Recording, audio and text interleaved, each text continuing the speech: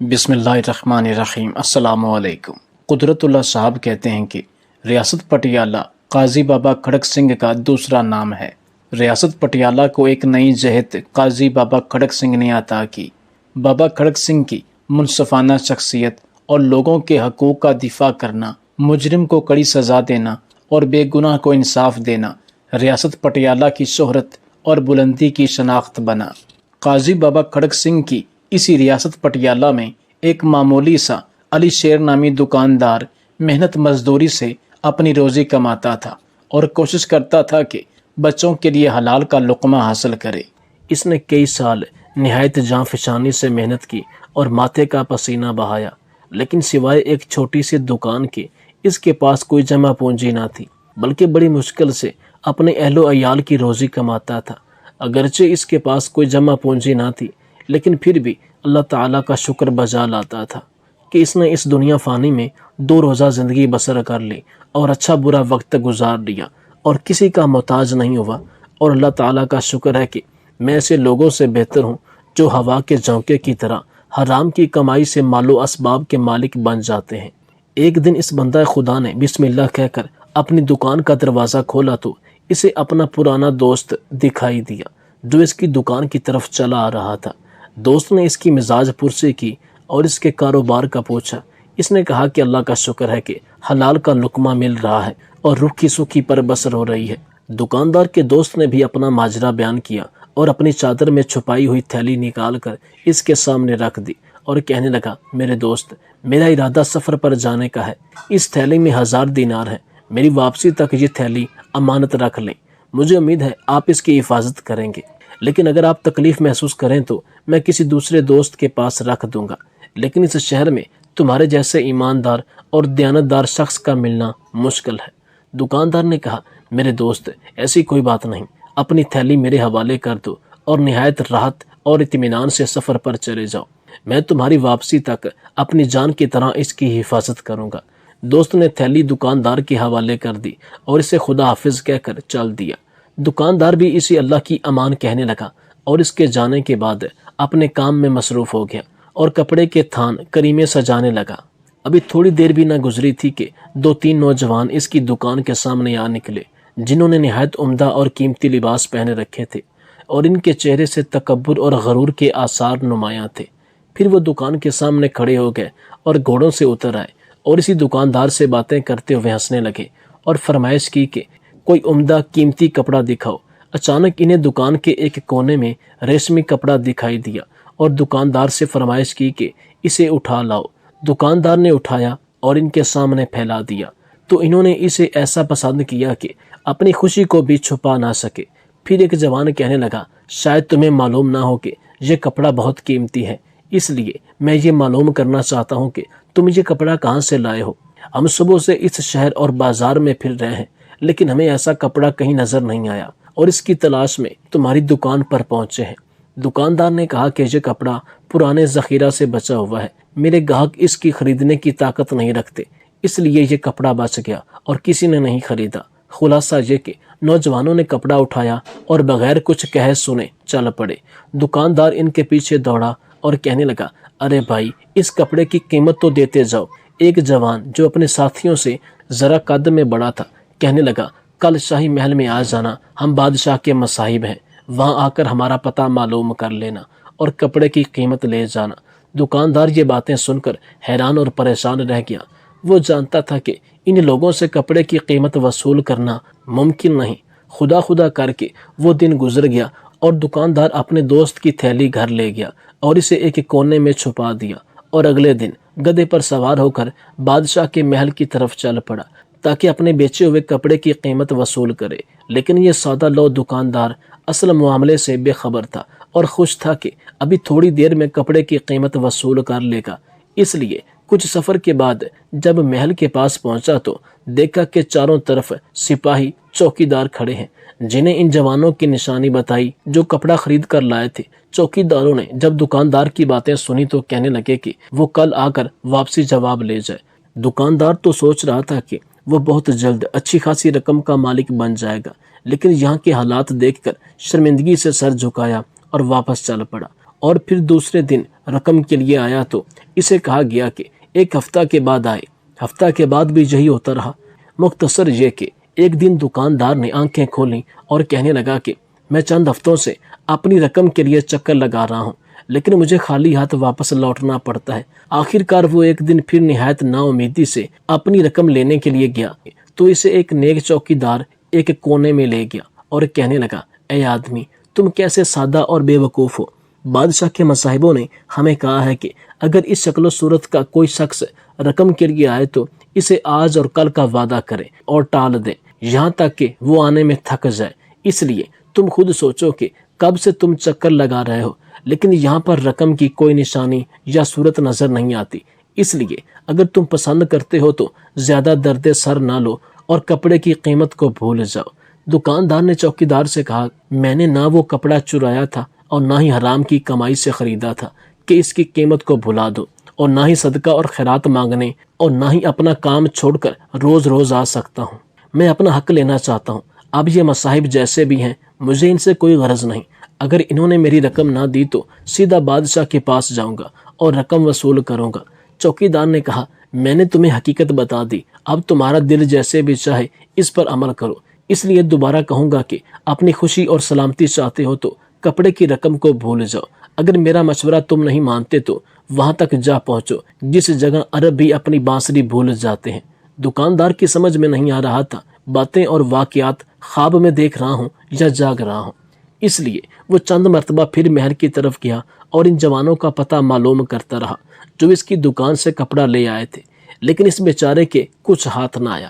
تاہم وہ پھر بھی نا امید نہ ہوا۔ اسے امید تھی کہ کسی دن انہیں گلی کوچوں میں تلاش کر لے گا اور اپنی رقم ان سے مانگے گا۔ دکاندار کا اندازہ غلط بھی نہ تھا۔ اتفاق سے ایک دن اس نے اپنی دکان کی چھٹی کی ہوئی تھی کہ اس نے دیکھا کہ وہی جوان گھوڑوں پر سوار ہیں اور نہایت تیزی سے گلی سے گزر رہے ہیں۔ دکاندار آگے بڑھا، انہیں سلام کیا اور مزاج پرسی کے بعد اپنے کپڑے کی رقم مانگی۔ ان نوجوانوں نے جب دکاندار کی باتیں سنی تو کہکے لگانے لگے اور ایک جوان آگے بڑھ کر کہنے لگا، کیا پاگل ہو گئے ہو؟ کون سی رقم اور کیسی رقم اور کیسا کپڑا؟ دکاندار نے اپنی سادگی سے پورا واقعہ سنایا اور اپنی دکان کی نشانی بتائی تو ایک جوان کہنے لگا، کیا ہم تمہارے معمولی کپڑے کے محتاج ہیں؟ اگر ہمیں ایسی چیز کی ضرورت ہو تو ہم حکم دیتے ہیں کہ ہمارے لیے چین اور جاپان سے منگوائی جائے۔ ہمیں اتنی فرصت نہیں کہ بازار جائیں اور تمہارے جیسے معمولی دکاندار سے کپڑا خریدیں۔ انہوں نے اتنا ہی کہا اور گھوڑوں کی باگیں کھینچ کر چل پڑے۔ اس آدمی نے جب دیکھا کہ اس کی رقم ڈوب رہی ہے اور اس پر خیانت کا الزام لگایا جا رہا ہے تو آگے بڑھا اور ایک جوان کے گھوڑے کی لگام پکڑ لی اور اسے زمین پر کھینچ لیا، اور زیادہ دیر نہ گزری تھی کہ دونوں آپس میں دستوں گرے باں ہو گئے۔ دوسرے دونوں جوان کچھ دور نکلے، لیکن جب انہوں نے شور و غل سنا تو گھوڑوں سے نیچے اترے اور تینوں نے مل کر دکاندار کو بے تحاشا پیٹنا شروع کر دیا۔ لیکن دکاندار بھی تو جلا بھنا ہوا بیٹھا تھا۔ اس نے بھی دو نوجوانوں کے کپڑے تار تار کر دیا، بلکہ پہلے جوان کے سر اور چہرے کو لہو لہان کر دیا اور زمین پر گرا کر خوب پٹائی کی۔ اس جھگڑے کے بعد تینوں جوان گھوڑے پر سوار ہوئے جلدی سے بھاگ گئے، لیکن دکاندار کو زخمی حالت میں چھوڑ گیا۔ دکاندار کا منہ، سر اور بدن خون آلود تھا۔ ایسی حالت میں جب اسے بچوں اور بیوی نے دیکھا تو پریشان ہو گئے اور سارا ماجرا پوچھنے لگے کہ تمہارے ساتھ کیا حادثہ پیش آیا۔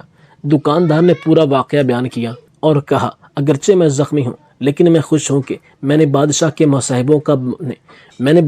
مصاحبوں کا مقابلہ کیا۔ اگر ایسا نہ کرتا تو دل میں کڑتا رہتا۔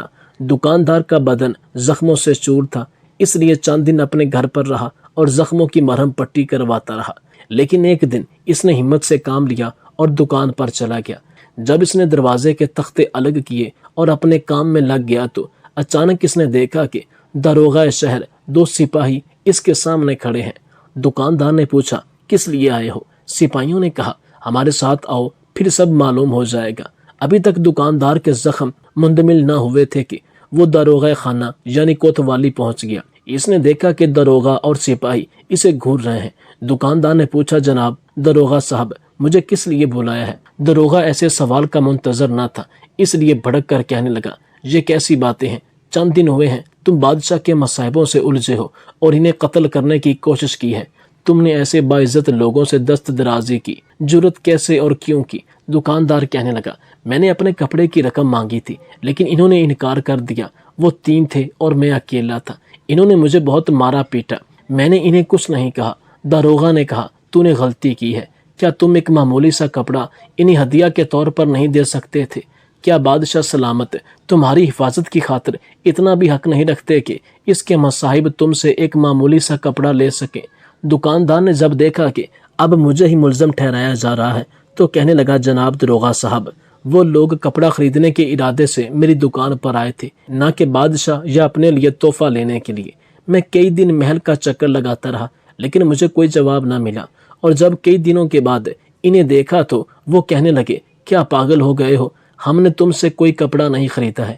جناب داروغہ جی، کیا ہدیہ دینا اور ہدیہ لینا ایسے ہوتا ہے؟ داروغہ نے کہا بہرحال میں نہیں جانتا کہ تم نے کیا کیا، لیکن بادشاہ نے مجھے حکم دیا ہے کہ چونکہ تم اس کے مصاحبوں سے الجھے ہو، لڑائی کی، ان کی بے عزتی کی اور ان کی قدر ناشناسی کا ارتکاب کیا، اس لیے تمہیں قید خانے میں بھیجا جاتا ہے اور تمہارے مال و اسباب بھی ملک کے خزانے میں جمع کرانے کا حکم دیا جا رہا ہے تاکہ کسی دوسرے شخص کو ایسی جرت نہ ہو کہ بادشاہ اور اس کے مصاحبوں کی بے احترامی نہ کرے۔ دکاندار نے جب یہ سنا تو اس کے سامنے تو دنیا ہی تاریک ہو گئی اور قریب تھا کہ اس کے بدن سے روح پرواز کر جائے کہ اتنے میں امید کا دروازہ کھٹکا اور داروغہ کہنے لگا چونکہ تم غریب اور سادہ لوگ ہو اس لیے تمہیں قید خانے میں نہیں بھیجتا اور بادشاہ سے اس کی جواب دہی میں خود کر لوں گا، لیکن تمہارا مال ہر حالت میں سرکار کے قبضے میں چلا جائے گا۔ تمہاری دکان میں جتنا مال ہے اب اس سے تمہارا کوئی واسطہ نہیں ہے، اس لیے اب جاؤ اور اپنے بال بچوں کی فکر کرو۔ دکاندار بیچارہ دل شکستہ اور غمگین ہو گیا۔ اس کی حالت اس شخص کی طرح تھی جو زمین پر بیٹھے ہوتے ہیں۔ وہ ایسی حالت میں گھر لوٹا کہ انصاف سے نا امید تھا۔ دوسرے دن بادشاہ کے کارندے آئے اور دکاندار کی نظروں کے سامنے دکان میں جتنا بھی مال و اسباب تھا اٹھا کر لے گئے اور اسے تنہا چھوڑ گئے۔ دکاندار خالی ہاتھ رہ گیا۔ کچھ دیر تک اپنی دکان کے سامنے بیٹھا رہا اور سوچتا رہا کہ جس طرح بھی ہوگا اسے کوئی کام تو کرنا ہی ہے تاکہ اس کے بیوی بچے بھوکے نہ رہیں۔ وہ یہی سوچ رہا تھا کہ کہاں جائے اور کیا کرے کہ اتنے میں اسے اپنے دوست کی وہ امانت کے طور پر رکھی ہوئی تھیلی یاد آئی جو یہ سفر پر لے گیا تھا، اور 1000 تھیلی میں بھری ہوئی رقم اس کے پاس امانت رکھ گیا تھا۔ پھر اپنے آپ سے کہنے لگا کہ میرے دوست کو مجھ پر اعتماد ہے کہ میں اس کی امانت میں خیانت نہیں کروں گا، اس لیے میں اس تھیلی سے کچھ رقم قرض کے طور پر لے لیتا ہوں اور اسے اپنی تجارت میں لگا ہی دیتا ہوں، اور جب میری حالت سدھر جائے گی تو اپنے دوست کی رقم اس تھیلی میں واپس رکھ دوں گا۔ یہ سوچتے ہوئے گھر پہنچا اور کوٹلی کا دروازہ کھولا جس میں تھیلی رکھی ہوئی تھی، لیکن جب تھیلی کو کھولنا چاہا تو اچانک اس پر کپ کپی طاری ہو گئی اور دل کہنے لگا کہ مجھے کیسے معلوم ہے کہ میری تجارت پھلے پھولے گی اور میں جلد قرض ادا کرتے ہوئے رقم واپس تھیلی میں رکھ دوں گا۔ شاید یہ رقم میرے دوست کی اپنی ملکیت نہ ہو اور اس کے پاس بھی کسی اور کی امانت رکھی ہو۔ اگر میری تجارت کو 4 چاند بھی لگ گئے اور وہ رقم جو تھیلی سے لوں گا اپنی جگہ پر رکھ بھی دی تو کیا ایسا کرنا ٹھیک ہوگا؟ کیا ایسا فعل امانت میں خیانت کے زمرے میں نہیں آتا؟ نہیں، مناسب ہے کہ اپنی مشکل کے لیے کوئی دوسرا راستہ اختیار کرو۔ امانت میں خیانت کرنا میری مشکل کا حل نہیں ہو سکتی۔ دکاندار نے تھیلی اسی طرح اپنی جگہ پر رکھ دی اور کوئی دوسرا طریقہ سوچنے لگا۔ پھر وہ چند دوستوں کے پاس گیا اور ان سے کچھ رقم قرض لے کر آج کل کے دکانداروں کے مطابق کئی قسم کا کپڑا خریدا اور کئی دنوں سے بند دکان میں دوبارہ رونق آ گئی۔ دکاندار پر امید تھا کہ بہت جلد اس کی حالت سدھر جائے گی اور اپنے دوستوں کا قرض جلد ادا کر دے گا، لیکن اس کی قسمت نہ چمکی اور جس طرح اسے خدشہ تھا دوستوں کا قرض ادا نہ کر سکا۔ ایک چھوٹی سی دکان میں اتنا کپڑا فروخت نہ ہوتا اور گھر کا خرچ بھی اس دکان سے چلانا تھا۔ البتہ اس کے بعض دوست صابر اور باحوصلہ تھے، اس لیے انہوں نے قرضے کی واپسی کا مطالبہ نہیں کیا، لیکن 1-2 آدمیوں نے تو بے صبری کا مظاہرہ کیا اور ہر وقت اور روزانہ اس کے پاس آنے لگے اور اپنی رقم کا سختی سے تقاضا کرتے، اور دکاندار بھی شرمندگی سے اپنا سر جھکا لیتا۔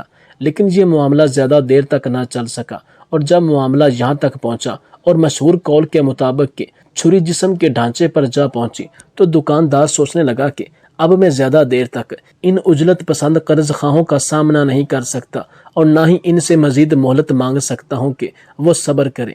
اس لیے اس نے ارادہ کیا کہ چند دن کے لیے اپنی دکان بند رکھے گا تاکہ قرض خواہوں کے روز روز کے مطالبے سے کچھ دیر بچا رہے اور پھر کسی وقت رات کو چراغ کی مدھم روشنی میں دکان سے سامان بھی اٹھا کر گھر لے جائے گا۔ دکاندار شہر کے باہر ایک چکی بان کو پہچانتا تھا جو اس کے باپ کا دوست تھا، اس لیے اس کی تلاش میں چل پڑا اور اسے اپنی زندگی کا پورا قصہ اسی طرح سنایا۔ اس نے چکی بان سے درخواست کی کہ چاچا کچھ دیر تک مجھے یہاں مزدوری کرنے دو۔ جب چکی بان نے دکاندار کی باتیں سنی تو کہنے لگا، اے بندہ خدا، مجھے کوئی عذر نہیں ہے، جب تک تمہارا دل چاہے اور جب تک پسند کرو یہاں چکی پر کام کرو، لیکن مجھے نہیں معلوم کہ تم اتنا سخت کام کر بھی سکو گے یا نہیں۔ کیا تم آٹے کی گٹھڑیاں اٹھا کر ادھر ادھر رکھ سکو گے؟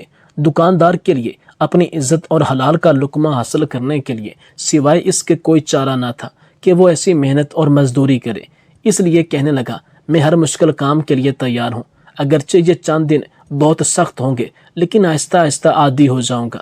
دکاندار کچھ دیر خاموش رہا، پھر کہا، امید ہے مجھے جلد کشادگی حاصل ہو جائے گی اور جلدی اپنے اصلی کام کی طرف لوٹ جاؤں گا۔ اگر قسمت نے مدد کی تو آپ کی محبت کی جلد تلافی کر دوں گا۔ اسی دن سے دکاندار اس بند چکی میں کام کرنے لگا، مگر اس سے پہلے وہ ایسا سخت کام کرنے کا عادی نہ تھا، لیکن اس کے باوجود بھی خوش تھا کہ اللہ کے بندوں کے سامنے بے عزت نہیں ہوا۔ دکاندار اب چکی باندھ کر مزدور بن گیا۔ وہ چند دن کام کرتا رہا اور قرض خواہوں کے مطالبہ اور ان کا سامنا کرنے سے بچا رہا۔ اب وہ رات کو تھکا ہارا بیوی بچوں کے پاس لوٹتا، لیکن اتفاق سے ایک دن جب نہایت محنت سے کام کر رہا تھا اور پسینہ بہا رہا تھا تو اسے چکی کے سامنے شور و غل اور شکوہ شکایت کی آوازیں سنائی دی۔ وہ تیزی سے چکی سے باہر نکلا تو دیکھا کہ اے دل غافل، وہ چیز جس سے تو ڈر رہا تھا وہی تیرے سر پر آن پہنچی۔ اس کے قرض خواہوں میں سے 2-3 آدمی بے صبری کا مظاہرہ کر رہے تھے اور اپنا قرض مانگنے کے لیے وہاں بھی آ پہنچے تھے اور چاہتے تھے کہ اسے شہر کے قاضی کی عدالت میں لے جائیں۔ دکاندار نے قرض خواہوں کو دیکھتے ہوئے کہا، اللہ تعالیٰ میری حالت کو جانتے ہیں، میں تمہارے قرض کی ادائیگی کے لیے ایسا سخت کام کر رہا ہوں۔ ایک قرض خواہ جو دوسروں کے مقابلے میں زیادہ چالاک تھا کہنے لگا، اب ہم سے بحث بھی کرنا چاہتے ہو؟ تم نے تو قرض لے کر دکان بھی بند کر دی اور پہاڑوں اور جنگلوں میں آ کر چھپ گئے ہو۔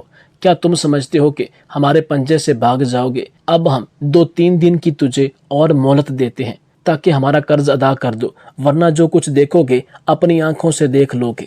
یہ باتیں سننے کے بعد دکاندار کی حالت گویا ایسی تھی کہ دنیا اس کے سامنے تنگ و تاریک ہو گئی، لیکن پھر بھی اس نے حوصلہ قائم رکھا اور بدستور پر کام کرتا رہا، اور جب رات کو گھر لوٹتا تو غم سے انتہائی افسردہ اور پریشان ہو جاتا۔ اسے معلوم تھا کہ وہ لوگ میرے 1-2 دن تک دوبارہ وہیں پہنچ جائیں گے اور مجھے لوگوں کے سامنے ذلیل و رسوا کریں گے اور گلی کوچوں میں کھینچتے ہوئے قاضی کے پاس لے جائیں گے۔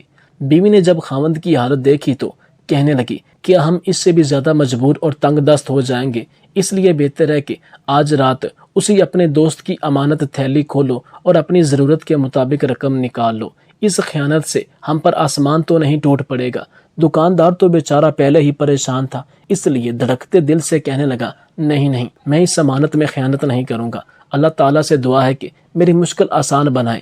میں نے اس کی رضامندی کے لیے امانت قبول کی ہے اور اسی کی امانت میں دست اندازی نہیں کروں گا۔ وہ رات دکاندار نے کیسے گزاری وہ اسی طرح یاد خدا میں مصروف رہا، اور جب صبح ہوئی تو اس کے لیے گھر سے نکلنے کی ہمت نہ تھی۔ اسے بار بار یہی خیال آ رہا تھا کہ قرض خواہ اس کے سامنے آ گئے ہیں اور اس کا راستہ روک کر رکھا ہے اور نہایت سختی سے اپنے قرض کا مطالبہ کر رہے ہیں۔ وہ انہی خیالات میں غرق تھا کہ اچانک اسے دروازے پر دستک سنائی دی، جس سے وہ چونک گیا، اور جو ہی دروازہ کھولنے کے لیے اٹھا تو اس پر خوف طاری ہو گیا کہ شاید کوئی قرض خواہ دروازے پر آ گیا ہے۔ دروازہ کھولا تو سامنے ایک اجنبی کھڑا تھا جسے اس نے پہلے کبھی نہیں دیکھا تھا۔ اس اجنبی نے سلام کیا اور کہنے لگا، میں تمہارے ایک دوست کا پیغام لایا ہوں جو اس وقت سفر میں ہے۔ اس نے مجھے تمہارے نام پیغام دیا ہے کہ آپ کے پاس اس کی جو امانت ہے اسے اب اس امانت کی ضرورت نہیں، اس لیے تمہیں جتنی رقم کی ضرورت ہو اس سے نکال لو، اگر اس سے کچھ بچ گیا تو اللہ تعالیٰ کی راہ میں صدقہ کر دو۔ دکاندار کو اس اجنبی کی باتوں کا یقین نہیں آ رہا تھا۔ وہ سوچنے لگا، کہیں خواب تو نہیں دیکھ رہا۔ کہنے لگا، میں تمہاری باتوں کا یقین کیسے کروں؟ مجھے کیسے معلوم ہوگا کہ تم میرے دوست کا پیغام لائے ہو؟ اجنبی نے اسے خط دیتے ہوئے کہا، یہ خط تحریر اور تھیلی کی نشانی بھی اس میں درج ہے۔ دکاندار نے جو ہی تھیلی کی نشانی اور خط دیکھے تو خوشی سے رونے لگا۔ دکاندار نے جو ہی تھیلی کی نشانی اور خط دیکھے تو خوشی سے رونے لگا اور اللہ تعالیٰ کا شکر ادا کرنے لگا کہ اس نے صبر کیا اور امانت میں خیانت نہیں کی۔ اگلے دن اس علی شیر نامی تاجر کو بادشاہ وقت نے اپنے دربار میں بلایا اور اپنے مصاحبوں کے کیے گئے سلوک کی اس سے معافی مانگی اور اسے ایک بھاری رقم سے نوازا۔ اس دن کے بعد دکاندار کی زندگی کے حالات یکسر بدل گئے۔ اس نے تمام قرض خواہوں کی ادائیگی کر دی اور اس کا کاروبار روز بروز ترقی کرنے لگا اور بازار کے دوسرے دکاندار بھی اس سے عزت اور احترام سے پیش آنے لگے اور کئی سال اسی شہر میں نہایت وقار سے زندگی بسر کی۔ یہاں نبی پاک صلی اللہ علیہ وسلم کا عظیم فرمان ذہن میں گونجتا ہے کہ جس نے امانت میں خیانت کی وہ ہم میں سے نہیں۔ اس میں بھی کوئی شک نہیں کہ اللہ تعالیٰ انسان کو آزماتا ہے۔ جو انسان اللہ کی آزمائش پر صبر کرتا ہے، پورا اترتا ہے، تو اللہ تعالیٰ اس کو اس کی سوچ سے بھی زیادہ نوازتا ہے